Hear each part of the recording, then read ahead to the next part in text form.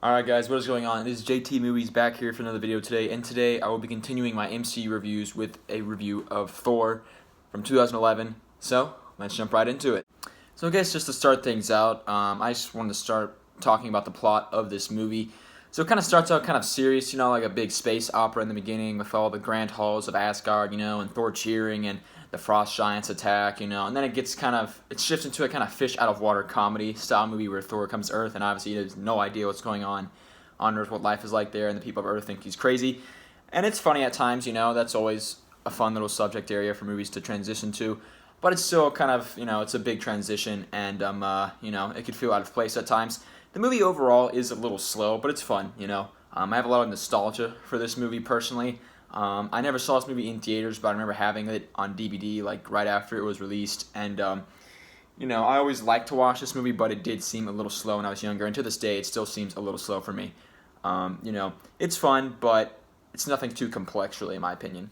Moving forward, as far as the casting and characters go, I think there really is some great casting in this movie. You have Natalie Portman as Jane Foster, Anthony Hopkins as Odin, Tom Hiddleston as Loki, and Chris Hemsworth as Thor. That kind of core, four characters and group of cast there is really important to this movie franchise and just the MCU in general.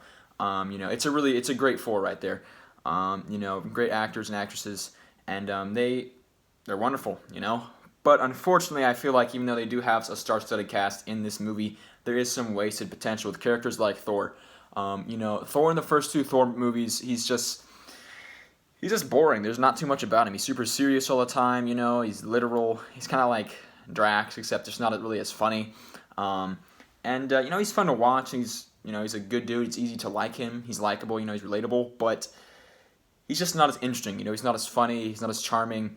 In Thor Ragnarok and the rest of the MCU, he's much more entertaining. And in the first two movies, like in this one too, he has to kind of hold the movie on his own. And at this point, he was written, like I said, to be very serious, monotonous almost, and it's just not that fun to watch for the audience.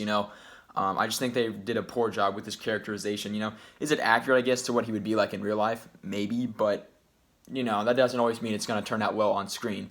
Like Tony Stark's characterization in Iron Man is wonderful. Thor's like how he's supposed to be in the first two Thor movies, and this one, it's just not as entertaining and fun to watch for the audience. Would you rather watch Tony Stark or would you rather watch Thor? Would you rather hang out with Tony Stark or would you rather hang out with Thor?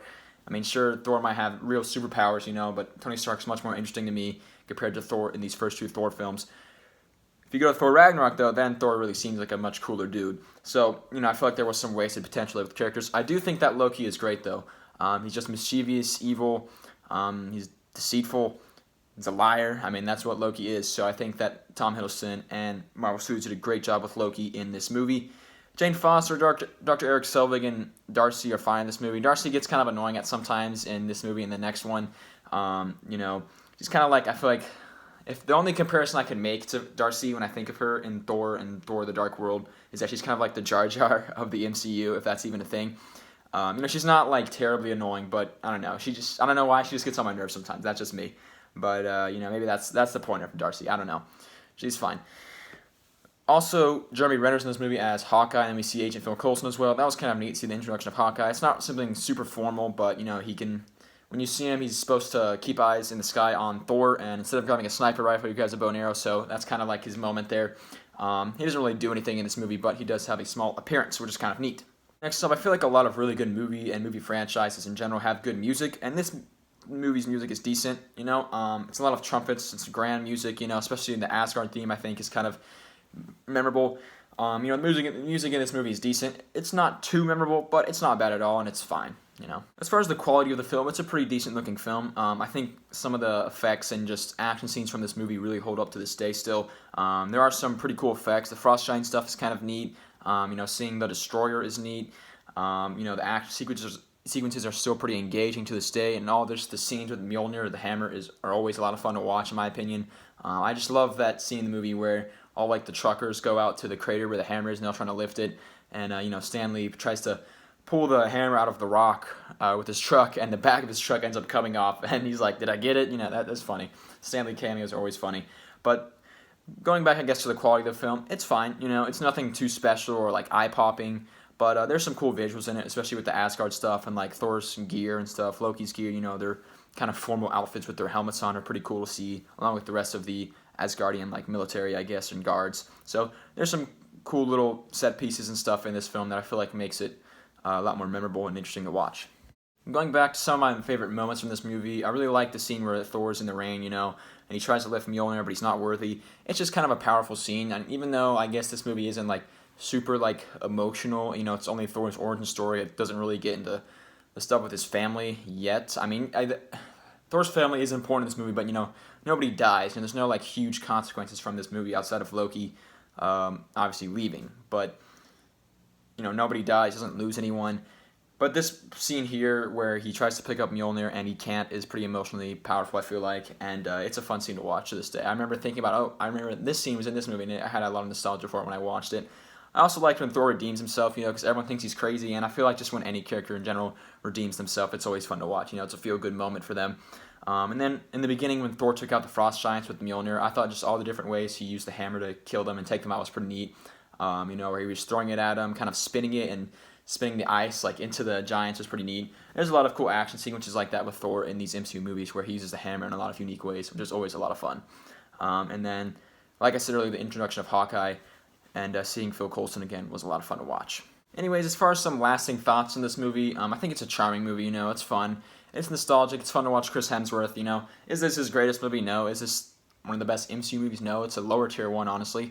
But it's fine. You know, it's a fun movie. It doesn't really do anything, like, terribly wrong, really, to me, outside of just Thor just being not that interesting. I mean, he really could have been much more engaging to watch. That's the only thing that I feel like this movie really kind of messed up on. But even then, I mean, you know, the MCU was still finding its footing, and Thor really wasn't supposed to be a jokester and kind of a silly superhero, you know. He was much more serious, so it kind of shows some development in his character and how they wrote him.